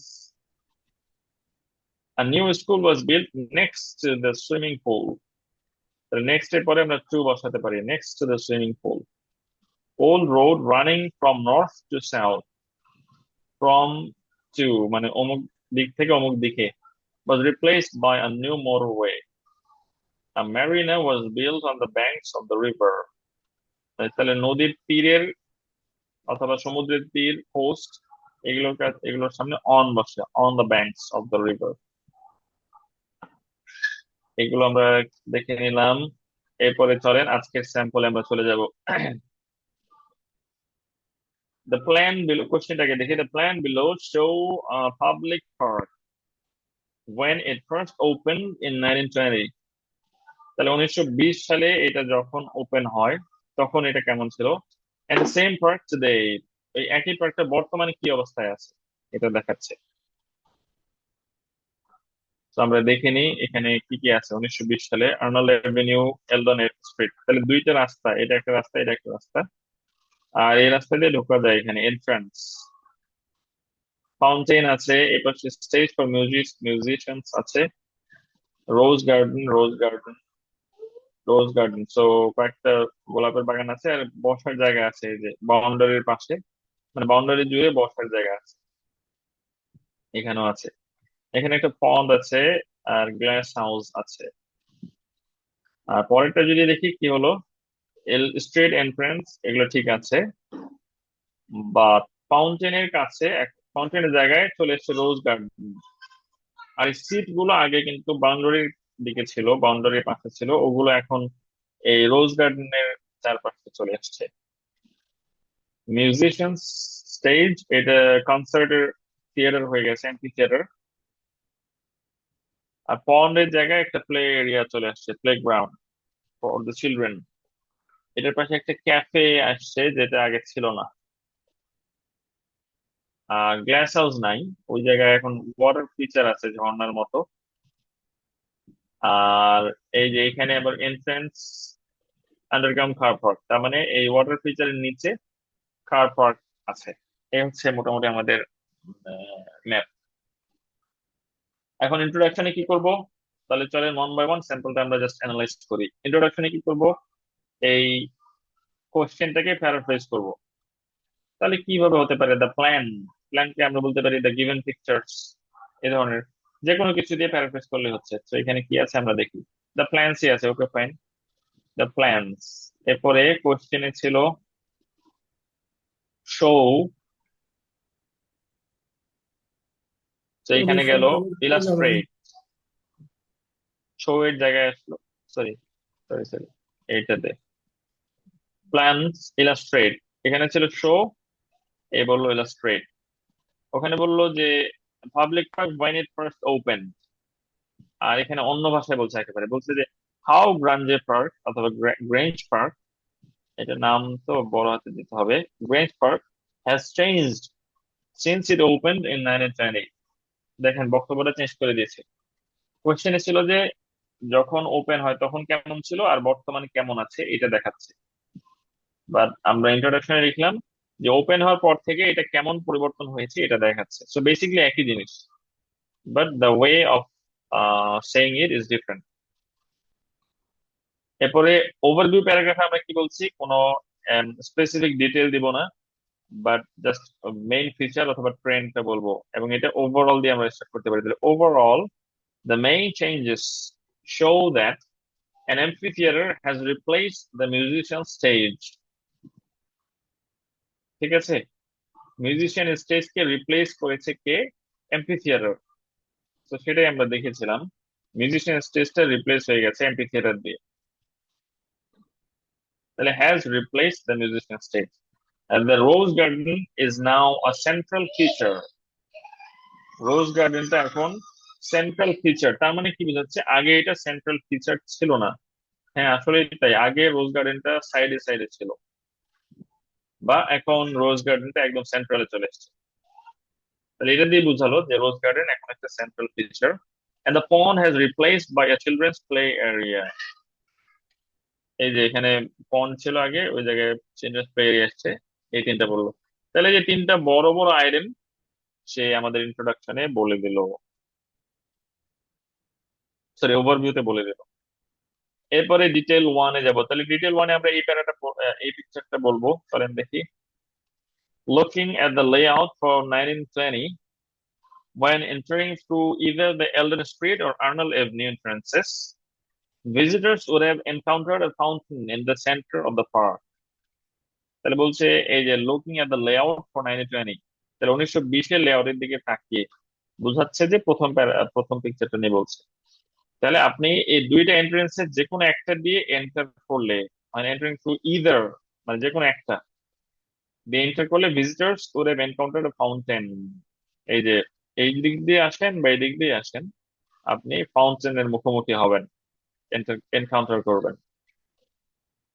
Entering via the Eldon Street entrance in the west of the park, there was a musician stage with rose gardens and seating areas on the periphery. তাহলে একসাথে কয়েকটা item এখানে বলে দিল, তো আমাদের কাজ হচ্ছে এটা ছোট ছোট আইটেম গুলো একসাথে গ্রুপিং করে ফেলতে হবে। তাহলে বলছে আমরা যখন এলডন স্ট্রিট দিয়ে প্রবেশ করব এখানে, এবং বাম দিকে তাকাবো, ওয়েস্ট মানে বাম দিকে যদি দেখি, তাহলে এখানে মিউজিশিয়ান স্টেজ আছে, পাশাপাশি এটার চারপাশ জুড়ে রোজ গার্ডেন আর সিটিং এরিয়া আছে। পেরিফেরি বলতে বোঝায় মানে পার বাউন্ডারির পাশ ঘেঁষে যে এরিয়া সেটাকে পেরিফেরি বলে, চারপাশে বাউন্ডারির সংলগ্ন এরিয়াটাকে পেরিফেরি বলে। সো বলছে যে sitting area and rose garden on the periphery. To the north east of the park was a pond. এই যে নর্থ ইস্ট, উত্তর ডান এই কর্নারে একটা পন্ড আছে, for water plants as well as a glass house beside the Eldon Street entrance. তো এই দুইটাকে গ্রুপিং করে ফেললো, এইটা এবং এইটা একই লাইনে বললো যে নর্থ ইস্টে একটা পন্ড আছে, অ্যাজ ওয়েল অ্যাজ একটা গ্লাস হাউস আছে ইস্ট, সাউথ ইস্টে আর কি। সাউথ ইস্ট বলে না, বলছে যে জাস্ট এন্ট্রান্স এর পাশে, বিসাইড দ্য এলডন স্ট্রিট এন্ট্রান্স। তো বেশ সুন্দর একটা লেখা, গ্রুপিংটা সুন্দর হয়েছে। এই দুইটা এই পুরো সাইটটাকে একটা গ্রুপে ভাগ করেছে, ফাউন্টেনটাকে একটা লাইনে লিখেছে, আর এই দুইটাকে আরেকটা লাইনে লিখেছে। এই হচ্ছে সুন্দর একটা প্যারাগ্রাফ। এবং বলার স্টাইলটা দেখেন, আমরা হয়তো বলতাম যে হ্যাঁ ম্যাপের মাঝখানে ফাউন্টেন আছে, বাট সে বলছে না, এই এন্ট্রেন্স দিয়ে অথবা এই এন্ট্রেন্স দিয়ে যে কোনো একটা দিয়ে প্রবেশ করলেই ভিজিটর ফাউন্টেন দেখতে পাবে। So, বলার স্টাইলটা একটু different.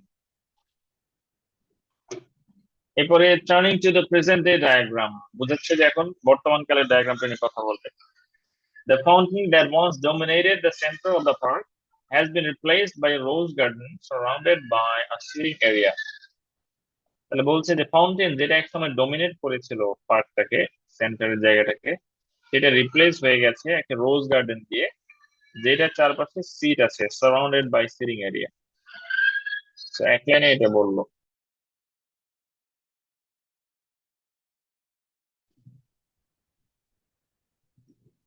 The musician stage was converted into an amphitheater, and the pond is now a children's play area with a cafe next to it.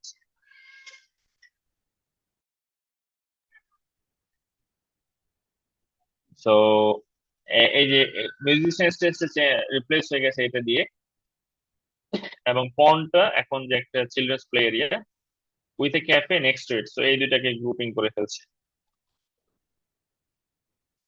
এইটা এবং এই দুটা, এগুলো একটা গ্রুপিং করে ফেললো।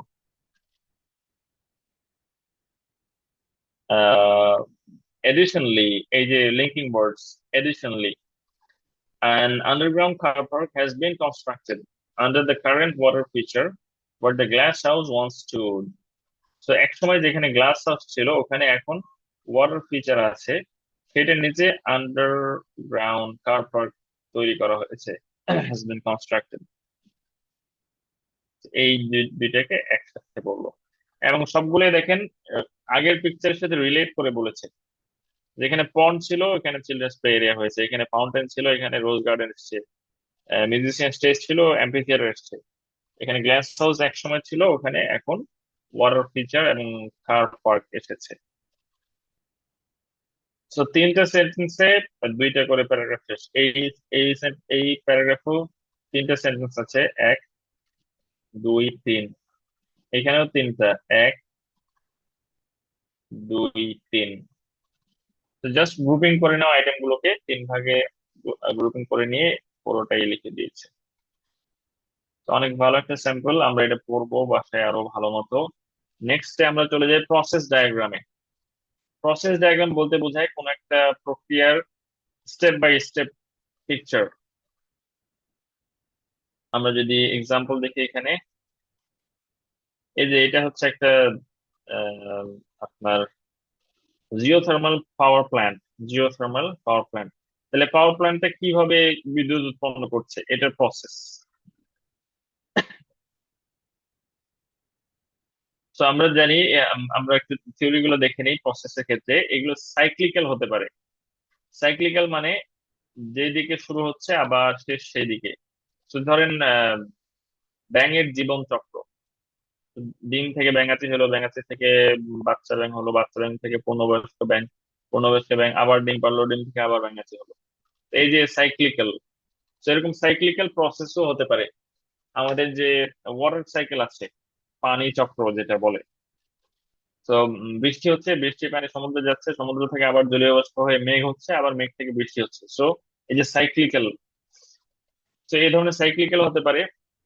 আবার লিনিয়ার হতে পারে, যে একদিকে স্টার্ট হচ্ছে, একদিকে র ম্যাটেরিয়ালস ঢুকতেছে, মাঝখানে অনেকগুলো প্রসেসের মাধ্যমে একদম প্রোডাক্ট বের হচ্ছে প্যাকেজিং হয়ে। তো এটা লিনিয়ার হতে পারে। আবার কিছু প্রসেস থাকতে পারে যেটাতে জাস্ট স্টেজ থাকবে 2 থেকে 3টা। যে একটা মেশিন আছে, মেশিনের মেশিনে অন করলে এটা হয়, অফ করলে এটা হয়, কথা কথা। তো সার্কিটটা একবার অন হলে মেশিনটা এইভাবে কাজ করে, সার্কিটটা অফ হলে এই জিনিসটা হয়। তো জাস্ট 2টা স্টেজ, এরকম 2টা বা 3টে স্টেজ থাকতে পারে। সো এই 3 ধরনের প্রসেস ডায়াগ্রাম থাকতে পারে। এটা বোঝাটা জরুরি আমাদের জন্য ইন এ সেন্স, যে সাইক্লিক্যাল যখন থাকবে তখন আমাকে দেখতে হবে যে কয়টা স্টেপে এটা যাচ্ছে আর কি। এবং আমরা এটা বলতে পারি ওভারভিউতে যে এটা একটা সাইক্লিক্যাল প্রসেস, যেখানে ডিম থেকে অমুক হয়ে আবার ডিমে ফিরে আসছে এরকম।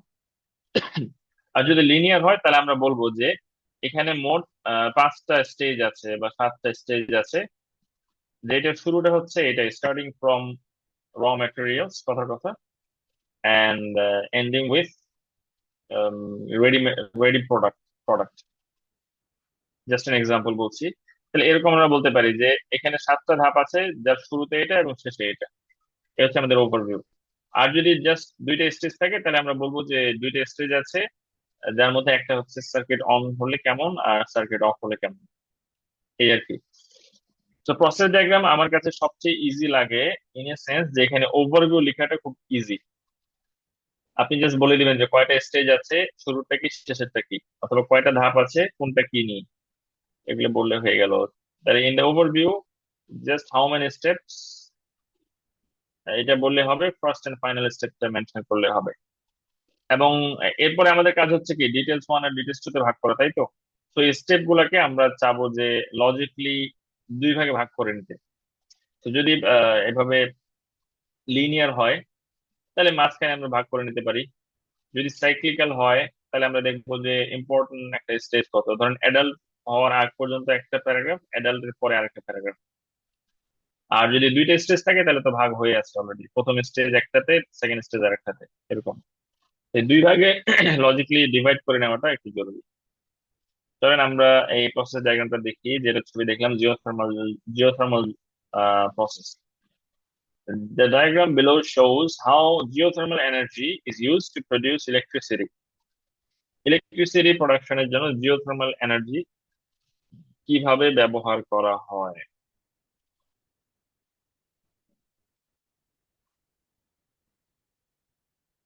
সো আমরা পিকচারটা দেখি। প্রথমে কোল্ড, এই যে 1 নাম্বার দেওয়া আছে, তার মানে এখান দিয়ে শুরু হচ্ছে, কোল্ড ওয়াটার প্রেস করা হচ্ছে নিচে, কোল্ড ওয়াটার পাম্প ডাউন বলা আছে। এবং কত দূর যাচ্ছে, 4.5 কিলোমিটার। এটা ইনজেকশন ওয়েল বলছে, মানে পানিটাকে ইনজেক্ট করা হচ্ছে। করার পরে এটা এই যে একদম অনেক নিচে, 4.5 কিলোমিটার নিচে যখন যাচ্ছে, ওই জায়গায় পাথরগুলো গরম, হট রকস, গরম পাথরের কারণে পানিটাও তখন গরম হয়ে যাচ্ছে। এটাকে আমরা বলছি জিওথার্মাল জোন, তাপ আছে যেখানে। এবং পানিটা এদিক দিয়ে যাওয়ার পরে আবার প্রোডাকশন ওয়েল দিয়ে এটাকে পাম্প করা হচ্ছে উপরে, hot water pump up, pump করে এটাকে কন্ডেন্সারে নেওয়া হচ্ছে। কন্ডেন্সারে পানিটা, এটা তো গরম পানি আসলো উপরে, গরম পানি আসার পরে এখানে স্বাভাবিকভাবে কন্ডেন্সারে বাষ্প উৎপন্ন হবে অনেক বেশি, এবং এই বাষ্পটাকে সরু পাইপ দিয়ে বের করা হবে।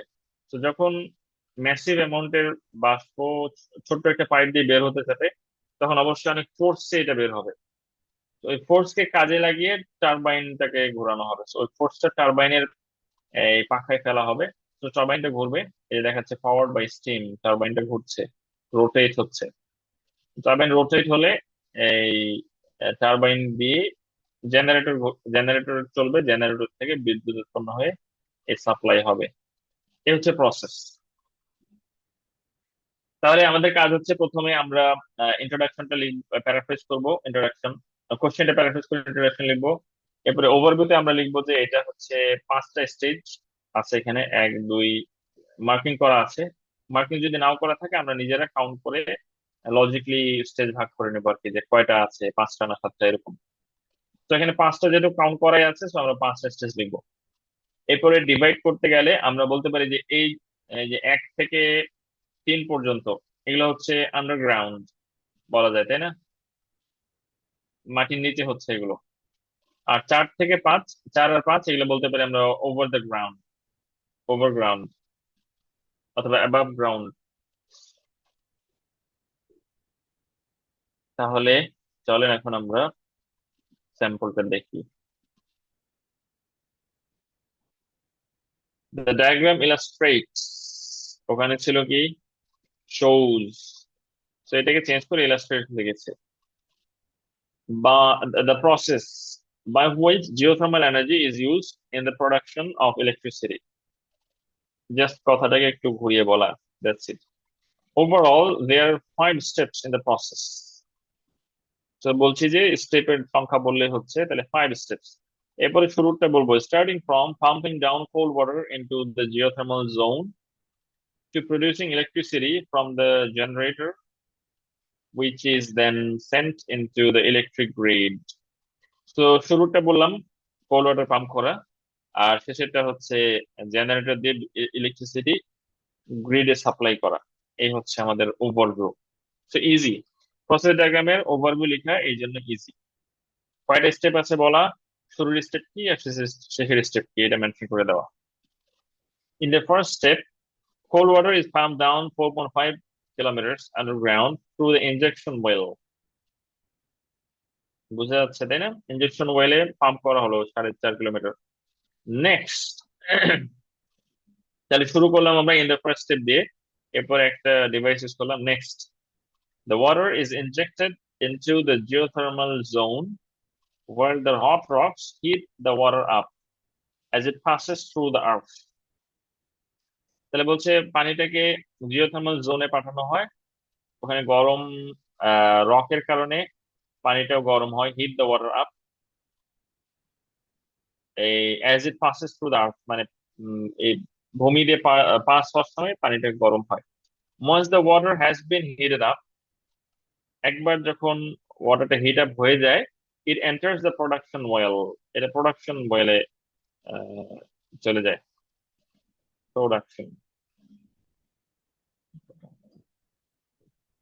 okay, and is then pumped up to the ground and into the condenser। তাহলে এই যে then, আগে বলছে নেক্সট, এরপরে ইউজ করছে then। Pump up to the ground, মাটিতে পাম্প আপ করা হয় এবং কন্ডেন্সারে পাঠানো হয়। তাহলে এই গেল below ground, underground.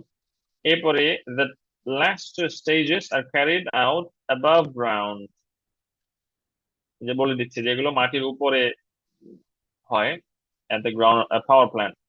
First of all, steam is produced from the hot water in the condenser। কন্ডেন্সারে গরম পানি থেকে বাষ্প উৎপন্ন হচ্ছে। ইন দ্য ফলোইং স্টেপ, তাহলে একবার নেক্সট ইউজ করছে, এরপরে দেন ইউজ করছে, এখন বলছে in the following step the steam passes into the turbine and makes it spin। Turbine দিয়ে স্টিমটা যায় এবং ওইটা ঘুরতে থাকে, স্পিন হতে থাকে, রোটেট হতে থাকে। ফাইনালি, তাহলে লাস্ট স্টেজে এসে আমরা ফাইনালি বলতে পারি the generator which is powered by the turbine, generator যেটা টারবাইন দিয়ে চালিত হয়, produces electricity where it is then transferred into the electric grid via power lines। তাহলে জেনারেটরটা ইলেকট্রিসিটি প্রোডাকশন করছে, এই জেনারেটরটা হচ্ছে টারবাইন দিয়ে চালিত, এবং যেখানে এটা ইলেকট্রিক গ্রিডে ট্রান্সফার করা হয় পাওয়ার লাইন দিয়ে। তো আমরা পিকচারে যা যা দেখেছি মোটামুটি সব ডেসক্রাইব করেছে। তো এটা গেল একটা বেশ ভালো অ্যাপ্রোচ। লেখার ক্ষেত্রে। তো এটা লিনিয়ার প্রসেস, এটা কিন্তু সাইক্লিক্যাল না। সাইক্লিক্যাল বলতে বোঝায় যে শেষ যেখানে হবে শুরু সেখানেই হবে। তো এটা একদিক দিয়ে শুরু হচ্ছে, শেষ কিন্তু হয়ে চলে যাচ্ছে ইলেকট্রিক গ্রিড দিয়ে। তো এটা লিনিয়ার প্রসেস। এরপরে আমরা ওই যে 2 থেকে 3 স্টেজ থাকলে কেমন হবে এটার একটা দেখে আজকে শেষ করব।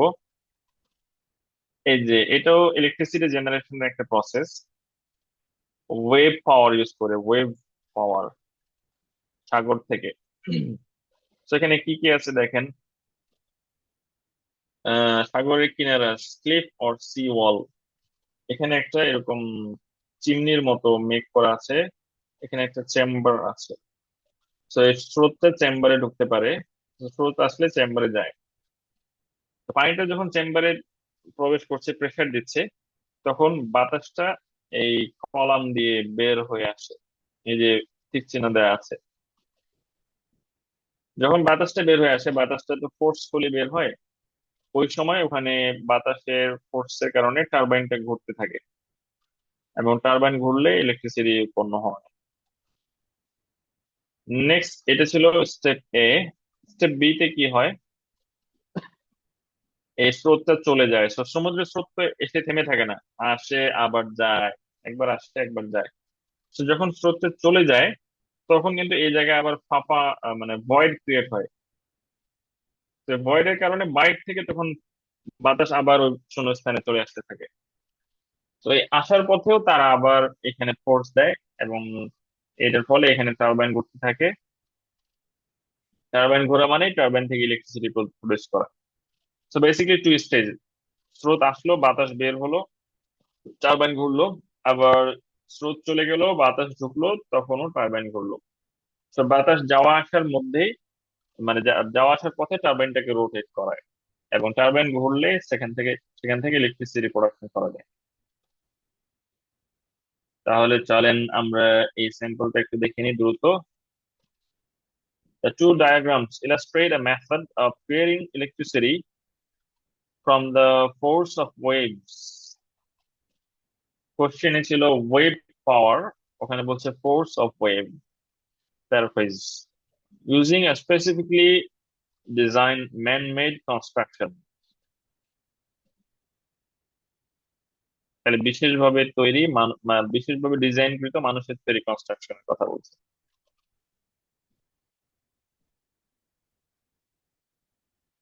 এরপরে ওভারঅল, আমরা ওভারঅল দিয়ে স্টার্ট করতে পারি। Overall, comma, the structure consisting of a wave chamber and a tall column containing a turbine is created on a steeply sloping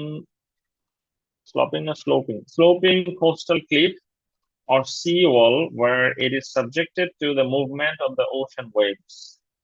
তো স্ট্রাকচারটা বর্ণনা দিচ্ছে ওভারভিউতে, প্রসেসের বর্ণনায় এখনো যায়নি, প্রসেসের বর্ণনা ডিটেলে দিবে। এখানে স্ট্রাকচারের বর্ণনা দিয়েছে, বলছে যে এই স্ট্রাকচারটা কি দিয়ে গঠিত। Consisting of a wave chamber, একটা চেম্বার আছে, এন্ড আ টল কলাম, একটা লম্বা কলাম আছে, কন্টেইনিং এ টারবাইন, একটা টারবাইন আছে, created on a steeply sloping coastal cliff. এরকম খাড়া ধরনের, মানে সমুদ্রের কি বলে যে বিচ গুলো কিন্তু খুব গ্রাজুয়াল হয়, বাট এটা দেখেন বেশ স্টিপ, খাড়া, যাতে স্রোতটা এসে ধাক্কা মারতে পারে, এই ধরনের আর কি। where it is subjected to the movement of the ocean waves, এখানে ওশেন ওয়েভের স্রোতের সাথে এটা রিলেটেড, সাবজেক্টেড। এরপরে প্রথম diagram, the first diagram shows how the incoming wave fills a large chamber and forces the air inside this space up the column and through the turbine। তাহলে এক লাইনে বলছে যে এখানে স্রোতটা আসে এবং forces the air inside this space, এই স্পেসের মধ্যে বাতাসটাকে ফোর্স করে, up the column and through the turbine, column দিয়ে উপরে এবং টারবাইনের মধ্য দিয়ে। This pressure of the air rotates the turbine which generates a current of electricity। তো এই বাতাসের প্রেসারের কারণে টারবাইনটা ঘুরে এবং একটা ইলেকট্রিসিটি প্রোডাকশন হয়। The process does not end there, for the structure is able to continue producing power। তাহলে প্রসেসটা এখানে শেষ হয় না, বরং স্ট্রাকচারটা হচ্ছে সক্ষম প্রোডাকশন কন্টিনিউ করতে। অ্যাজ দ্য সি রিসিডস, রিসিড মানে কি ফেরত যাওয়া, আগে স্রোতটা আসলো এরপরে আবার ফেরত যায়, তাই না? So recedes as can be seen in the second diagram. So বলছে সেকেন্ড ডায়াগ্রামে যেটা দেখা যাচ্ছে, সেকেন্ড ডায়াগ্রামে যাই। As the water now flows away from the structure, so এখন পানিটা চলে যাচ্ছে। It draws air back down the column. Draw মানে বাতাসটাকে টেনে নিয়ে আসে তখন। তো পানিটা চলে যাচ্ছে, এখানে ফাঁপা ক্রিয়েট হচ্ছে, ফাঁপা জায়গা। এটা বাতাসটাকে ড্রজ এয়ার ডাউন দ্য কলাম, মানে কলাম দিয়ে নিচের দিকে, and downwards through the turbine in the same direction as the previous upward flow of air. So বাতাস উপরের দিকে যে গেলেও টারবাইন যেদিকে ঘুরতো নিচের দিকে আসতো, টারবাইনটা সেরকমই ঘুরছে। এটা বলছে যে সেম ডিরেকশন। এখন টারবাইন যেহেতু সেম ডিরেকশনে ঘুরছে, বা মানে বিদ্যুৎ উৎপন্ন হওয়াটা থামে না। The turbine continues to turn, thus generating even more electricity, আরো ইলেকট্রিসিটি উৎপন্ন হতেই থাকে। এ হচ্ছে প্রসেস। এখন বাতাস এইদিকে গেলেও টারবাইন ঘুরে, নিচের দিকে আসলেও টারবাইন ঘুরে। এটা কারণ হচ্ছে টারবাইন গুলো সাধারণত এইভাবে বানানো হয় আর কি। এটা আমাদের রাইটিং এর ব্যাপার না, বাট এমনিতে জাস্ট দেখানোর জন্য বলছি। টারবাইনটাতে সাধারণত এরকম ডিজাইন থাকে। বাতাস যদি এদিক দিয়ে আসে তখন কি হবে দেখেন, এই জায়গাটা এরকম কাপের মতো। সো এখানে বাতাসটা আসলে এদিক দিয়ে চলে যেতে পারবে আর কি। তো এখানে ফোর্সটা কম লাগবে। বাট এই দিক দিয়ে যখন বাতাসটা এখানে ধাক্কা মারবে, দেখেন এটা এরকম মানে কাপের ভিতরের দিকের মতো, এখানে এসে বাতাসটা কিন্তু আটকে যাবে। তো সে আর পালানোর জায়গা পাবে না, তার মানে তখন এটা ঠেলা মারবে এইদিকে। তাহলে টারবাইনটা এই দিকে ক্লক ওয়াইজ ঘুরবে। আবার যদি বাতাস এদিক থেকে আসে তখন কি হবে, তখন দেখেন এখানে এসে কাপটা এদিকে, তো বাতাস এদিক দিয়ে চলে যেতে পারবে, বেশি ধাক্কা দিবে না। বাট এইখানে এসে বাতাসটা আটকে যাবে, আবার ধাক্কা মারবে। তো ধাক্কা মারবে মানে এটা তখন এদিকে যাবে, মানে এই যে ক্লক ওয়াইজ ঘুরতে থাকবে। তো বাতাস এখন যেদিক থেকে আসুক না কেন, ডিজাইনটা এমন ভাবে করা যে সবসময় এটা ক্লক ওয়াইজই ঘুরবে আর কি। এই কারণে প্রোডাকশন হ্যাম্পার হবে না, কন্টিনিউ টু প্রডিউস। এই ছিল আমাদের আজকের স্যাম্পল যেটা আমরা দেখলাম। তো একটা লিনিয়ার দেখলাম আর একটা টু স্টেজ দেখলাম, যেন যে কোনো ভেরিয়েশন আসলে আমরা লিখতে পারি। তাহলে বাসায় কাজ হচ্ছে, এগুলো একটু ভালো মতো পড়তে হবে। দেন আমাদের কিছু হোমওয়ার্ক আছে, এগুলো আমরা দেখবো। এর মধ্যে আরেকটা ব্যাপার আছে, কিছু সময় আছে যখন দুইটা টাইপ মার্জ করে দেওয়া হয়, মিক্স মিক্স ডায়াগ্রাম দেওয়া হয়।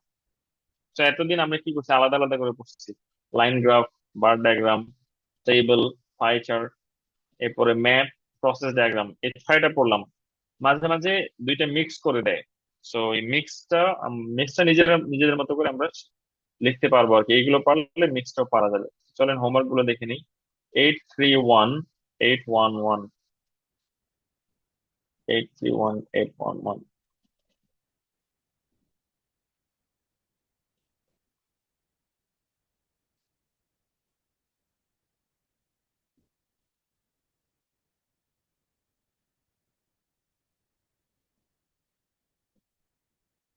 এই যে দেখেন, এটা একটা মিক্স ডায়াগ্রাম।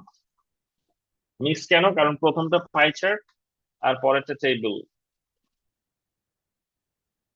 তো এটা বোঝাচ্ছে যে main reasons why agricultural land becomes less productive. Agricultural ল্যান্ডের প্রোডাক্টিভিটি কমে যায় কেন,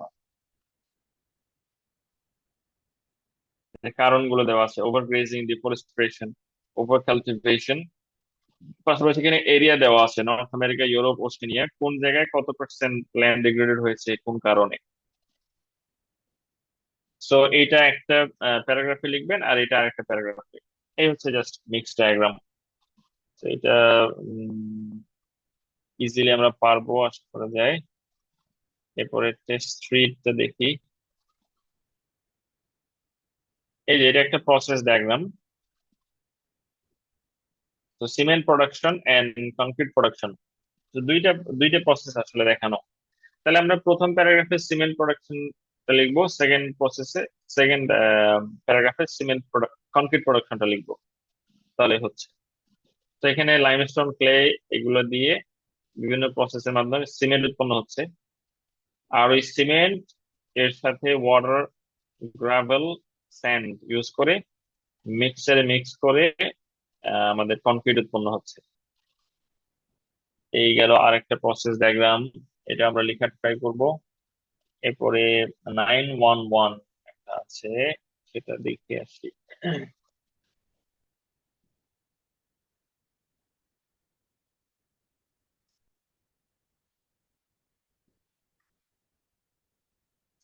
এই যেটা হচ্ছে ম্যাপ,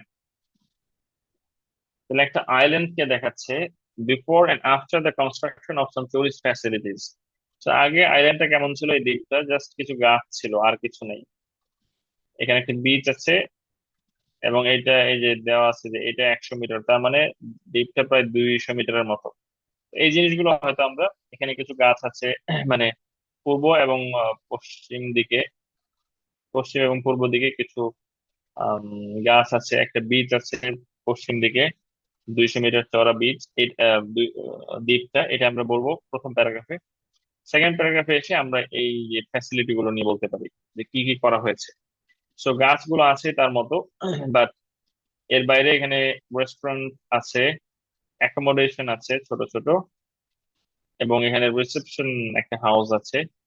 এখানে ফায়ার আছে যেখানে নৌকা এসে ভিড়তে পারে, এবং এইখানে ভেহিকেল ট্রাক আছে ফায়ার থেকে রিসেপশন এন্ড রেস্টুরেন্ট পর্যন্ত। আর অ্যাকোমোডেশনের মাঝে মাঝে অ্যাকোমোডেশন গুলো কানেক্ট করে হচ্ছে ফুটপাথ আছে, ফুটপাথ। বিচের এখানে সুইমিং ফ্যাসিলিটি ক্রিয়েট করা হয়েছে। এই তো মোটামুটি বিষয়গুলো, বিফোর এন্ড আফটার। এই তিনটা তাহলে আমরা লেখার ট্রাই করব। এই থাকলো আজকের মতো আমাদের ক্লাস। আপনাদের কারো কোনো কোশ্চেন আছে? না স্যার, তবে আজকে মনে হলো যে এগুলো একটু সহজ লাগলো অন্য অন্য দিনের থেকে। এম, হ্যাঁ, আজকের গুলো হচ্ছে আপনার ডিজিট নাই বা নাম্বার নাই, ভিজুয়াল বিষয়, ভিজুয়াল চোখে বেসে দেখা। লিখতেও সহজ হবে মনে হয়, তারপর দেখি ট্রাই করি লেখার ইনশাল্লাহ। হ্যাঁ, আগের গুলো আসলে সহজ, বাট ওই যে স্ট্রাকচারটা বুঝবেন যে ইন্ট্রোডাকশনটা আমি প্যারাফ্রেজ করলাম, এরপরে ওভারঅল জিনিসটা লিখলাম, এরপরে একটু ডিটেইলে লিখলাম। হুম। এইভাবে চিন্তা করলে খুব বেশি কঠিন মনে হবে না। ঠিক আছে, তাহলে আজ সবাইকে ধন্যবাদ, নেক্সট ক্লাসে দেখা হবে ইনশাল্লাহ। আসসালামু আলাইকুম। ঠিক আছে, ওয়ালাইকুম আসসালাম।